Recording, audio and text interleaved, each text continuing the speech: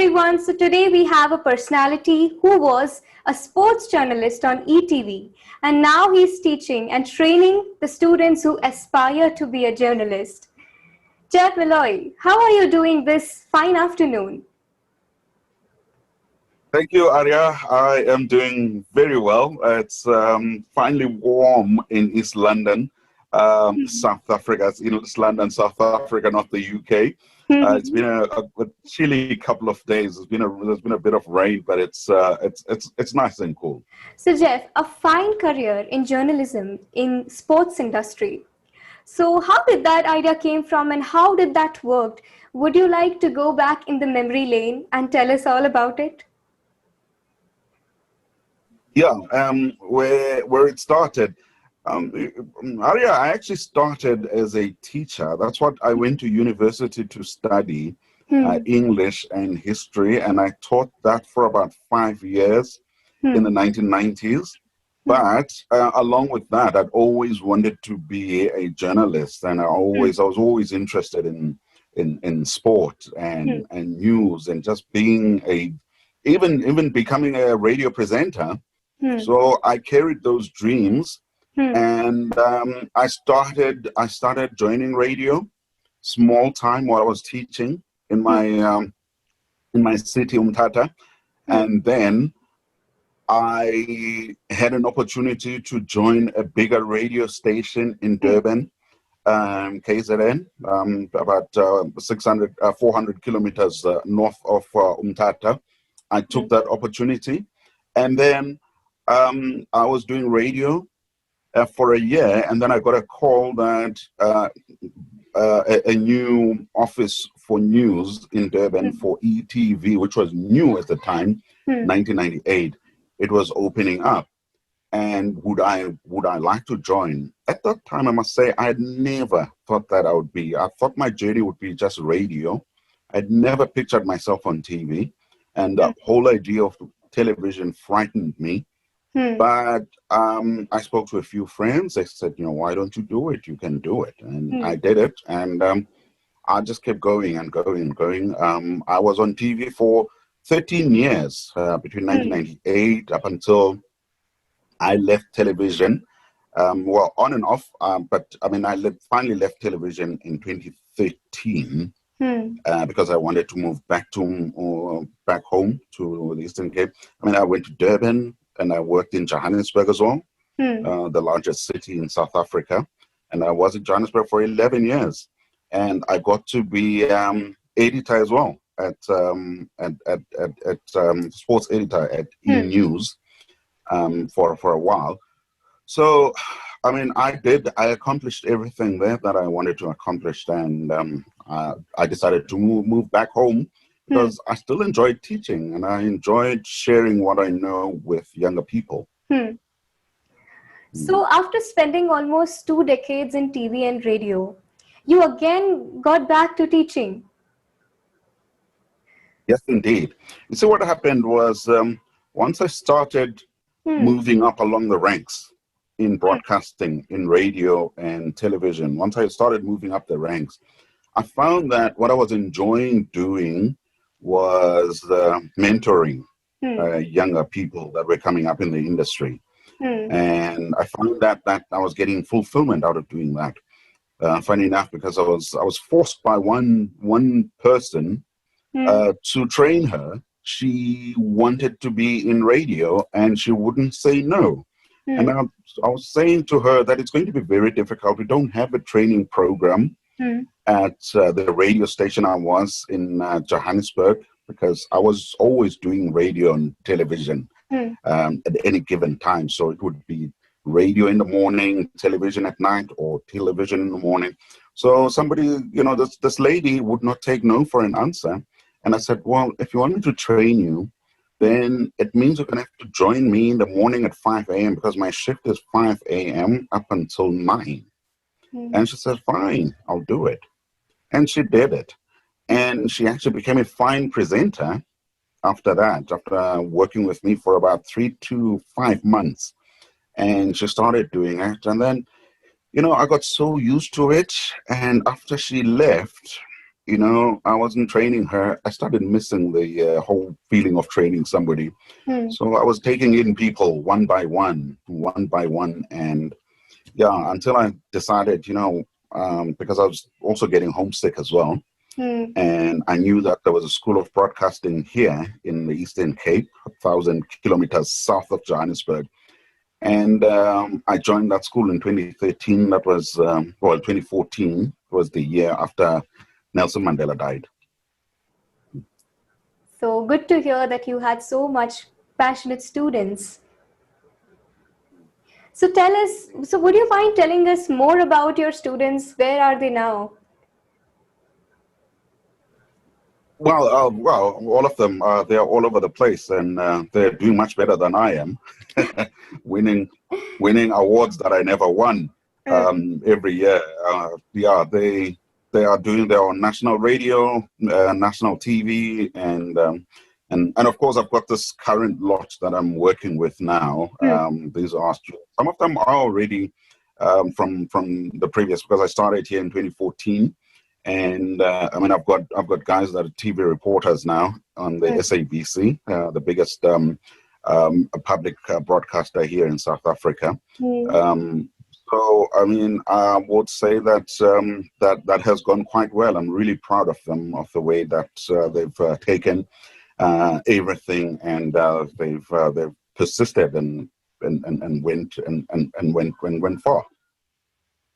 So Jeff, when you were a journalist, you must have faced some challenges also, and the challenging projects must have came into your way. And actually, challenges are the one that brings the best in you. So what was the most challenging project that you have ever worked on? Biggest story that I remember that I worked on that made me think a lot of things was the cricket match fixing scandal of 2000, April 2000. I was still in Durban then. It was my early years of broadcasting and television as well. And the story actually broke when the team was in Durban. Hansi Cronje was the captain, and the story was that he had, invited a few of his players to take bribes. They were in India. People of India will remember that story very well, because the other half of it happened in India. And they took bribes in India. They bribed. It was a series that they had lost, and they said that their spirits were so low, and they decided to take these bribes. And from India, they were coming down to South Africa to play against Australia.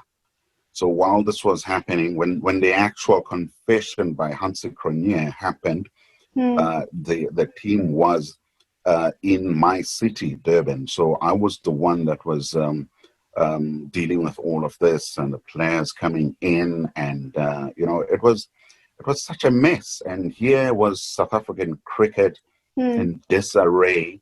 There's divisions, and the captain was resigning. And they were facing Australia, and Australia was a really strong team at the time. And and they were preparing for that series. Covering that story, it affected you as a journalist, because you start thinking that things are actually not the way. That this is cricket, the gentleman's game, based on honesty, everything. And there was always this belief that no, match fixing is for other people. It's not for our players. Everybody was thinking that. And then it was found that actually anybody can be involved in it, as long as the money is good enough. And since then, we've seen other events of match fixing. But I would say that the one story, having been a sports reporter for almost 2 decades, towards the end, when I came down home, I was telling you about Nelson Mandela. Nelson Mandela actually passed away 5 days after I returned from Johannesburg to start a new life and home. And networks knew that I was down in Umtata. So, and Nelson Mandela's home was in Umtata, but he didn't die in Umtata. But I had to start reporting on that. And the funeral was going to be in Umtata as well. So I was reporting for ANN7, which is a channel in South Africa that had Indian links as well. Um, I was reporting for ANN7 at the time, reporting from Umtata. Just the reaction by the locals there, the village around which his home is, and how they were taking it, and and obviously the story the funeral would end up being in Umtata as well. So it was amazing being involved with that kind of a story for somebody who was a sports journalist, but to be involved with a story of that nature, it was quite amazing. So when you cover these kind of challenging stories, you must have had some kind of stress, as you already mentioned about that. So how do you deal with that kind of stress when you get that, no, this is cheating and cheating is not for us, as you previously said? So how do you deal with that kind of stress? Well, as journalists, I mean, you don't let those things get to you. I think that's the most important thing as a journalist. You've got the empathy, and I mean, I do remember another story where a well-respected soccer player passed away. He had literally played in the afternoon, and then it was Mother's Day the following day, and he took a trip up north to see his mother, 500 kilometers, and then, just a few minutes away from home, his car had an accident and he passed away. I mean, when you do stories like that, you kind of, it has the effect on the possible threat of getting to you, because here's a young man that you were admiring who was at the top of his game. But through using the microphone and being with people, all these journalists around you, we become a huge community, and we don't allow ourselves, obviously, to journalists have a way of dealing with issues. We laugh, we laugh. Whatever happens, match fixing, our teams are losing, we laugh. We make jokes about it. You write the story. Dealing with the story, putting a story out there. It's I would say it's maybe therapeutic in a way. And then you've got a whole community of journalists as well around you. You don't get down. Obviously, there are times when you and I'm talking about now those guys that will see people dying. I've covered a family suicide as well, where I was sent to the story and everybody, there was blood all over the place, and those things, they have a way of, maybe when you're alone now, when everybody has left, you have to think about it. You start thinking about your family as well. I suppose things like that keep you close to your family, because the work that we do keeps us away from our families most of the time. I mean, even if you're living at home, you're not in another country. Even if you're living at home, you get home late hours, and in the morning you're gone already, because you've got to be on TV early in the morning or radio. So I mean, things like that, they make you closer to your family. Family is very important. I've always had children, and and my wife, and those things make you appreciate life more when you see them happening. Right, challenges are everywhere. We have to be so convincing and effective. We have to make a difference. Indeed. I mean, there are lessons about life everywhere we go. There are lessons, and we have to take it. We always have to remember that whatever we are doing, we are doing life. It's part of life. It's part of living. So we mustn't forget whatever we're doing. I mean, whether it's a nurse, whether it's a policeman, and you're faced with all this brutality, in crowds and whatever, you always have to remember that the most important thing is life. This is all about life and people trying to live. Hmm. So you've been a sports journalist, so you must have interviewed some Indian cricketers as well. Would you like to throw some light on that? Yes, I have. I mean, we all had the privilege of meeting the greats. I mean, the greats during my years of reporting cricket were people like Sachin Tendulkar, Lara, to have been able to see those two, to watch them practice, and then to be able to put a microphone on somebody's face, and somebody that big. And, you have Sachin Tendulkar here in front of you, Rahul Dravid.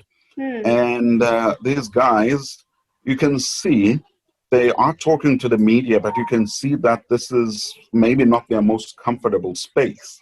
So in a way, you start feeling like you have more authority than them. It is unreal. And you're thinking that this man is an international great. This is a person that will be remembered for decades and decades for what he did. But to have them answering questions as honestly as obviously I'm not going to lie, I never had a chance to have that 1 hour one-on-one with Sachin Tendulkar. No, that was not for everybody. But just to be able to put a microphone in his face and ask him what he thought about the day coming, how they performed on that day, and for them to be able to answer those questions, that was it's one of those things that at the time you didn't think much about it, but as the years grow, you're thinking, I saw this guy, I met this guy.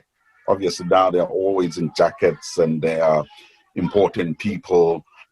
Some of them are politicians. Okay, I never met Imran Khan, and people like Wazim Akram as well. It's amazing just to have been in a company of people like that and have them listening to you, being a nobody, a young sports journalist. But they will give you your time and they'll make you feel like you are great. I mean, I remember Andrew Simons from Australia, great Australian all-rounder. During the match-fixing days, the story I was telling you about, I was panicking because I was doing a radio interview and I had a microphone, I had a phone, and I wanted them to call me from the studio so that I could do a live interview with them on the phone, and they were not phoning me. And I'm panicking. I am thinking, I keep talking to my phone and like, come on, call, because I'm thinking, this is Andrew Simons. And Andrew Simons, he puts his hand on my shoulder, and he's like, no, why are you panicking, man? What's wrong with this guy? As if to say, just calm down. I'm in no hurry. And we did the interview. I mean, things like that. They're amazing. Wow, that was such a spectacular story. So, Indeed. So sports industry has been dynamic ever since. There have been gradual but noticeable changes. So, as a panelist, what changes have you observed in the sports industry in the last 20 to 25 years? Well, funny enough, if I could sum it up, in cricket, they're trying to get in as much money as possible, so that players can make a living out of cricket. And in football, they're trying to limit the amount of money that players are getting, because the football players have been getting a lot of money for a long time. Look, it's amazing when players can make a living and play for the national team and not have to worry about, okay, when I retire, how much money will I have? Because you as a sports person, you retire quite early when you still have a lot of energy. Hmm. 35, 36, you have to start thinking about retiring. Hmm. And, they have to they have to worry about, okay, what's going to happen to me now? Hmm. Am I going to have to go and work and be an accountant? They Hmm. might have degrees, but it's not going to be easy to make that change. So the presence of the IPL has been amazing. The Indian Premier League has been amazing for cricket. A lot of players now don't have to worry about what's going to happen to their families afterwards because they're making a living like football players. Hmm. And so those changes are great. I mean, we were very doubtful, especially the IPL came, towards the middle of my career. Hmm. And obviously, the younger people at the time said, this is great, this is amazing. And all of us who had been journalists for over a decade were thinking, what is this now? What is this? This is going to erode cricket. And yes, I miss those old test matches. Countries used to, if England were coming to South Africa, they used to come here, and you know that if they're playing the whole summer, they're going to be here from late November. They're going to play all these amateur teams. They're going to play the President's 11. They're going to travel all the provinces. These days, there is no time for that. You're Hmm. playing. Nobody even plays 5 tests anymore. Hmm. It's just 4 tests. Hmm. They've shortened the time and they play them back to back because the calendar is congested. So as far as that is concerned, um, it's a bit of a sport lost something there because there's nice thing about Test cricket was a Hmm. team spending the whole summer in another country, getting used to the conditions before the Test matches start. So maybe a lot of them will complain, but I mean some of the new players they they're used to this now. They know that they've got a calendar and they're making money from the beginning of their careers. They Hmm. become dollar millionaires from the beginning of their careers. People like Kagiso Rabada, when you're hearing the amounts of money that they are making at their age, at their young age. Hmm. So you think that these guys are not going to have to worry about their futures. All they have to do is stay fit and play cricket. So imagine that you want to make your World 11 team, irrespective of the players in the era they played in. Like, imagine, for example, Kapil Dev and Brian Lara can be in the team, can be in the same team. Sure. uh, I'd have to think about this one for a while, but yes, definitely. Brian Lara would have to be on it. Sachin Tendulkar would have to be on it. Probably Jack Ellis would probably have to be on it because Hmm. we want players that can defend as well, Hmm. that can play, and then the ones that play strokes. And then, whoa, when it comes to bowling as well, the Glenn McGraths are probably going to have to be on it. Hmm. I hope that Makai and Dini would be on it as well. Hmm. And spinners like, yeah, um, Anil Kumble, probably Anil Kumble would probably be shaded by Shane Warne, you know, and oh, it would be such a rich team. And then, of course, you have to have the Pakistani swing bowlers, the Wasim Akrams, Hmm. Wakar Yunis. There'd almost be no space for Hmm. for and maybe a wicket keeper like I like the cock now, our de Kock, but I mean there are so many.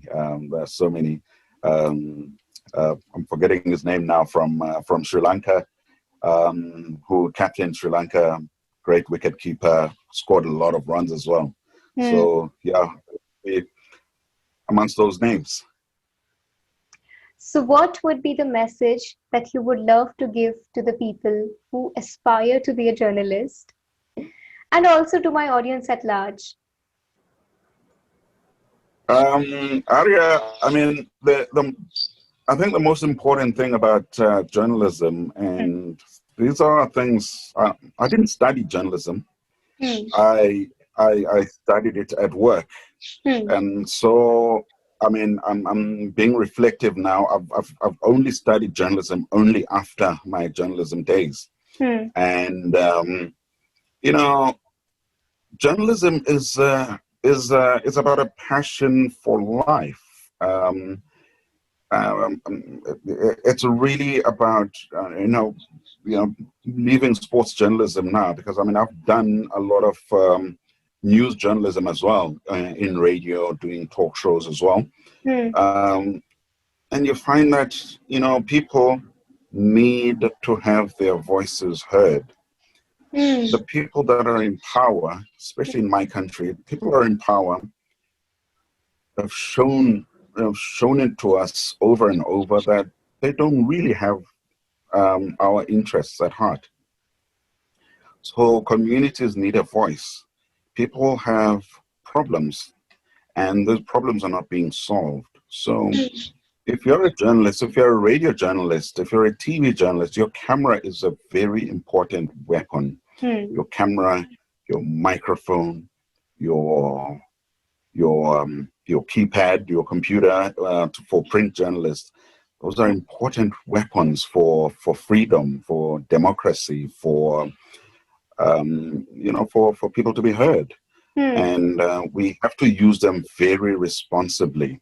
Have to be always thinking about the people that we serve, And I always tell my students that you're never going to be rich as a journalist, because it's almost like you're doing community work. You're working for people. If you want to be rich, go to corporate, go do communications, and go open a communications company. But as a journalist, it's really all about serving the people. So we need to be the voice for the people who cannot speak for themselves, who cannot speak for their rights, right? Indeed, yeah. Thank you so much for this interview. Thank you, Arya. You're doing a great job. You're doing a great job, and I know I keep forgetting that how young you are, and you're doing this. Yeah, thank you very much. Keep it up. You're going to be a superstar interviewer. Thanks. Thanks so much. I'm so honored to have you on my channel, and I'm sure my audience must have got some really good inspiration and motivation from you. Hey guys, thank you so much for watching this video, and I'm sure that video must have been quite helpful for all of the people out there. If you are new to my channel, subscribe it and also press the notification bell. Comment on this video about your reactions, like this video and share this video as much as possible.